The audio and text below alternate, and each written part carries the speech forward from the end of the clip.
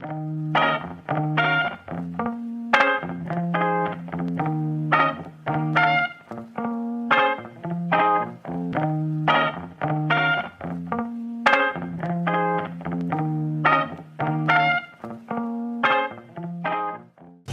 my name is Dominguez.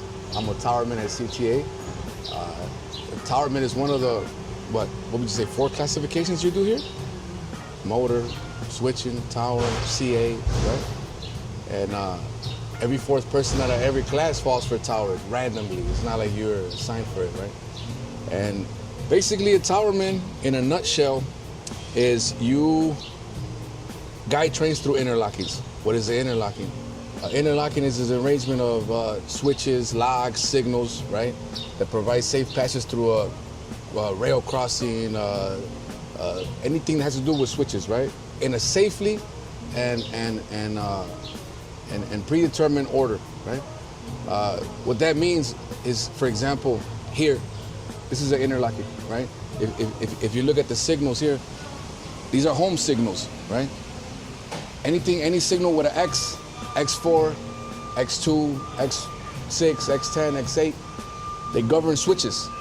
X4 governs the 1 switch, X2 or whatever that is governs the 3 switch, and every move through interlocking is set in a predetermined order, in a safe order, right?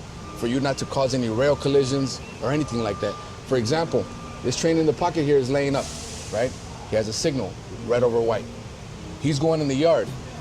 Meaning, like, the move is already set up for him to go from here into the outer. This is Forest Park Yard. You got 3 tracks here. You got the outer track, the inner track, the loop track. As a switchman, you deal with all 3 tracks here. As an operator, you only deal with the loop track. If all you do is operate and they tell you to turn your train, when you come to Forest Park, never take a route into the yard, because that's not your area. The loop track is the track farthest to the left from here. If you look straight ahead, there's 1, 2, and 3. The one farthest to the left, that's the loop track, on the left side of the number 4. What do you do here as a towerman? Well, in this particular point, we coordinate with the supervisor, with the yard master. We got to monitor train schedules. We got to monitor, at this time, it's layup time, so we got to monitor where they want to put the trains in, where they tell you to put them in the north. Usually it's north pocket, sometimes south pocket, but you got to pay attention, right? You got to monitor your radio. You got to communicate with the supervisor, communicate with the yard, communicate with the switchman. It's your job to maintain the schedule, maintain some type of order here in the terminal as far as schedule-wise, right? You're just facilitating everything for the operators and for the switchmen. Meaning safe patches through the interlockings, right? Like I just described earlier.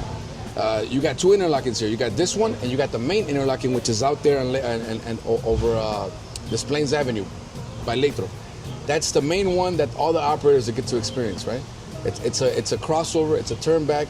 Interlockings are pretty interesting because they allow movements from trains from turning from one point to the next, or you can go. This is how you send the train going straight, you can send the train going backwards. It's multiple conflicting routes safely over junctions, right? That's what an interlocking is. And then there's 2 types of panels, right? You got an entrance and exit, which is that one right there. That's an entrance and exit panel. And then you got a unit lever. Unit levers are different. There's not that many left in the system, but unit levers are towers that you got to do everything manual.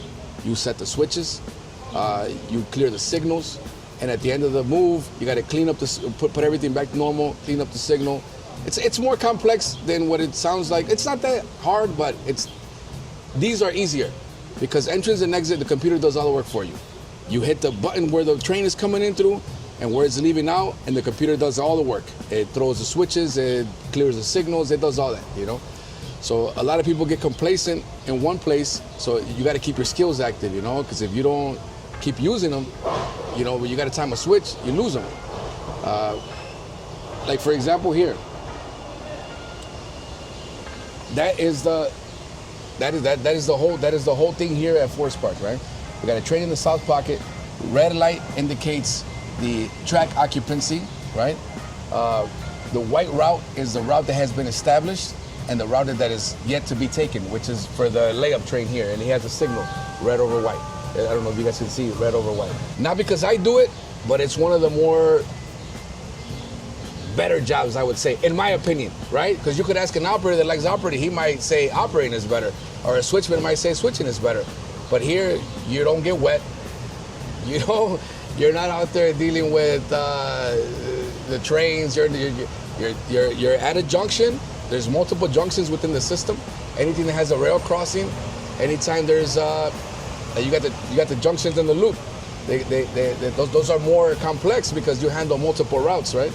We were just talking about that earlier with there's towers that move green lines, orange lines, brown lines, purple lines, transfers, work trains, and they all go in different directions, and there's somebody up there moving those trains around, right? Somebody, if you get on a train, you're gonna pass a junction, and some junctions are operated by people 24/7, all day long, 7 days a week, 365 days a year.